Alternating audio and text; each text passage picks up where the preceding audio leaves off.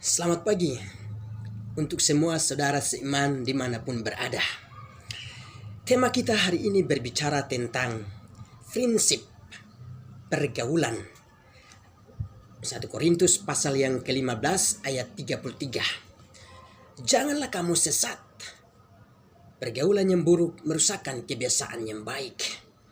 Dalam bahasa Indonesia, pergaulan sering kita istilahkan dengan persahabatan, pertemanan, perkawanan. Namun hari ini saudara yang kasih, ayatnya 1 Korintus pasal 15 ayat 33 ini mengajarkan kita ada kata pergaulan, ada kata kebiasaan baik.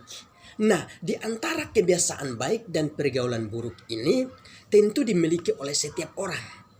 Siapapun dia di dunia, dia pasti memiliki kekurangan. Dan kekurangan itu disebut dengan istilah tabiat atau kebiasaan buruk. Sementara kelebihan dia sebagai orang, termasuk sebagai anak Tuhan, sering disebut sebagai tabiat yang baik atau kebiasaan yang baik. Nah, sifat-sifat yang tidak baik dengan sifat-sifat yang baik, pada hakikatnya dalam realita dunia yang kita kenal ini, sering terjadi sesuatu di antara kedua sifat ini, baik yang buruk maupun baik. Keduanya saling influence, itu saling mempengaruhi antara satu yang dengan yang lain. Pergaulan yang buruk tentu memiliki tujuan. Demikian pula pergaulan yang baik tentu memiliki sebuah tujuan juga. Karena itu keduanya akan saling mempengaruhi. Tujuan daripada setiap orang melakukan pergaulan yang baik adalah untuk mencapai sebuah tujuan, yaitu mempengaruhi pergaulan yang buruk untuk menjadi pergaulan yang baik. Sementara pergaulan yang buruk memiliki tujuan juga. Karena itu dia akan berusaha untuk mempengaruhi pergaulan yang baik menjadi pergaulan yang buruk. Orang jahat, orang baik kalau bertemu pasti pembicaraannya ada yang nyambung, ada yang tidak nyambung. Ada yang searah, ada yang tidak searah. Sebab semuanya memiliki tujuan. Tujuan di dalam melakukan sebuah pergaulan adalah untuk mencapai sebuah tujuan. Dan ciri khas orang yang melakukan sebuah persahabatan, pertemanan, perkawanan, atau pergaulan, saudara yang kekasih, sering kita kenal dari istilah ada terjadinya sebuah hubungan akrab, kedekatan. Tidak mungkin orang melakukan sebuah pergaulan lalu hubungan itu menjadi jarak yang terlalu panjang. Tidak ada sebuah hubungan yang sangat dekat. Tentu ada hubungan yang sangat dekat. Tetapi hari ini saya tidak akan membahas tentang pergaulan buruk itu, tetapi saya ingin membahas hari ini tentang 3 tahap untuk mempertahankan sebuah pergaulan yang baik. Pergaulan yang baik ini sangat ditentukan oleh kita sebagai anak-anak yang cinta Tuhan. Sangat ditentukan oleh kehidupan kita sendiri di setiap harinya. Sebab kita memiliki kehendak untuk memilih dan tidak memilih. Dan untuk menerima dan tidak menerima. Karena itu saudara kasih, untuk mempertahankan sebuah pergaulan yang baik, tahap yang pertama adalah bergaul karib dengan Tuhan. Mazmur pasal yang ke-25 ayat 14 menyatakan bahwa, ayat yang ke-14 menyatakan bahwa Tuhan bergaul karib dengan orang yang takut akan Dia, dan perjanjiannya diberitahukan kepada mereka. Lalu kemudian ayat ini saudara kekasih dilengkapi lagi dengan Yohanes pasal yang ke-15 ayat 15. Di sana Tuhan Yesus berkata bahwa aku tidak menyebut kamu lagi sebagai hamba, sebab hamba tidak tahu apa-apa. Tetapi aku menyebut kamu sebagai sahabat. Artinya orang yang terdekat dengan Tuhan. Orang yang memiliki sebuah hubungan yang sangat akrab sama Tuhan. Bergaul karib sama Tuhan. Dan itulah orang yang diakui oleh Tuhan. Itulah Tuhan menyebut dia sebagai sahabat. Sebab sahabat dia akan tahu segala sesuatu sesuai apa yang sudah diberitakan oleh Kristus. Dan di zaman rasul-rasul saudara yang kasih, Kristus sudah memberitahukan semua kehendaknya. Lalu sudah dijadikan sebagai firman Tuhan yang ditulis di dalam Alkitab. Dan saat ini tugas kita adalah belajar Alkitab untuk semakin mengenal kehendak Tuhan, lalu menjadi sahabat akrabnya Tuhan. Saudaraku yang kekasih, bergaul karib sama Tuhan itu sangat penting, sebab Tuhan akan semakin memberitahukan kepada kita hal-hal yang kita belum mengerti, kita menjadi mengerti. Itu tahap yang pertama, saudara.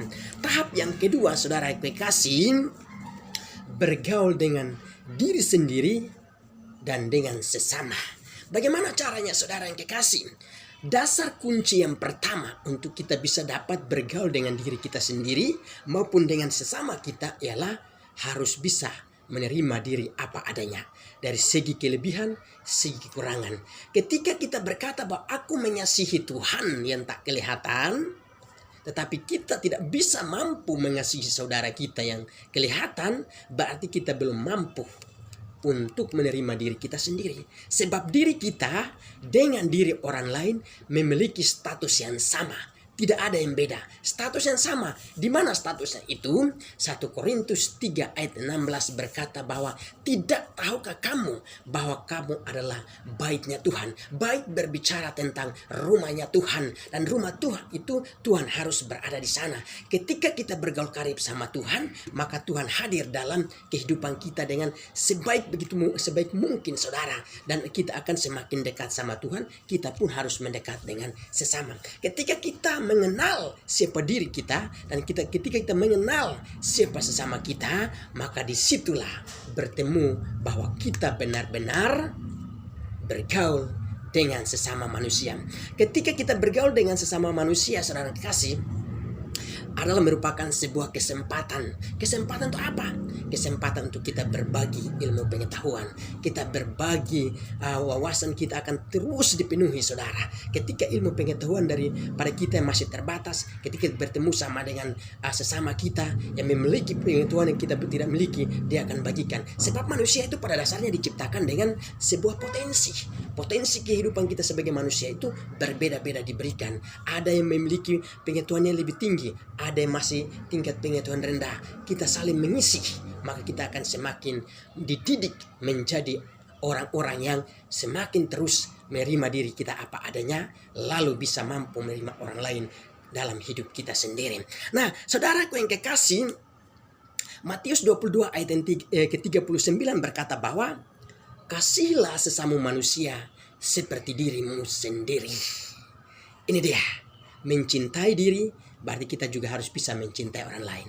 Mencintai orang lain, kita juga harus mencintai diri kita dulu, supaya kita mampu mencintai orang lain. Itu tahap yang kedua, saudara.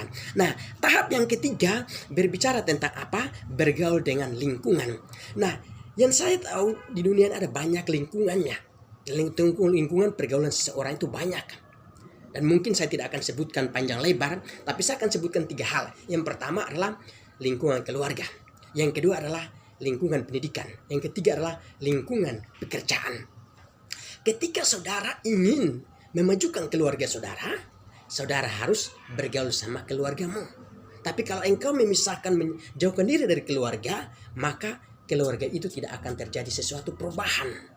Jika engkau ingin meningkatkan pendidikanmu menjadi lebih baik, engkau harus bisa bergaul sama dunia pendidikan itu. Sebab pendidikan yang kamu ingin mencapai, engkau harus memulai dari keinginan yang tinggi, motivasi yang tinggi untuk mencapai sebuah pendidikan. Tetapi engkau harus mencintai dulu dunia pendidikan itu, baru engkau bisa memajukan diri melalui dunia pendidikan. Demikian pula dengan lingkungan pekerjaan, saudara. Ketika kamu ingin mendapatkan sebuah karir yang bagus, mendapatkan sebuah jabatan yang bagus, atau ingin memajukan, meningkatkan gaji saudara, atau untuk meningkatkan pendapatan saudara, income saudara per bulannya, engkau harus mencintai dulu pekerjaan di mana engkau bekerja. Ketika engkau mencintai pekerjaanmu, maka engkau akan bekerja juga dengan serius. Engkau bekerja juga dengan benar. Engkau bekerja juga dengan jujur. Nah, inilah saudara kekasih, kita harus perlu memahami di situ. Yeremia 29 ayat 11 menyatakan bahwa begini, Tuhan mengetahui atau mengerti setiap rancangan-rancangan yang ada padanya tentang setiap orang yang percaya kepada dia, ataupun yang tidak percaya namun bisa percaya sama dia. Itu Tuhan mengerti rancangannya itu. Rancangan Tuhan itu bagi orang yang percaya sama dia itu apa? Rancangan masa depan. Dan masa depan seperti apa? Masa depan yang bukan mencelakakan, bukan memberi penderitaan, bukan memberi yang namanya kegagalan, tetapi masa depan yang penuh dengan damai sejahtera. Nah ini saudara kekasih, Matius pasal yang ke-10 ayat 16 juga mengajarkan bahwa Tuhan mengutus setiap orang. Kata mengutus ini dengan kata lain bahwa mengirim. Nah sebelum mengirim otomatis Tuhan memilih. Memilih lalu mengutus atau menempatkan. Nah Tuhan menempatkan kita ini saudara kasih. Selama di dunia Tuhan menempatkan kita adalah bukan hanya di posisi kehidupan orang-orang yang baik saja, tetapi juga di posisi orang-orang yang tidak baik juga kita akan ditempatkan di sana.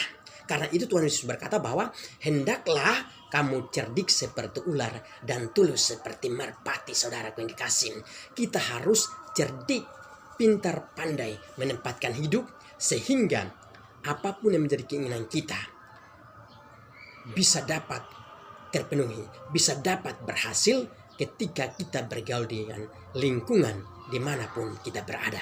Tuhan Yesus memberkati. Amin.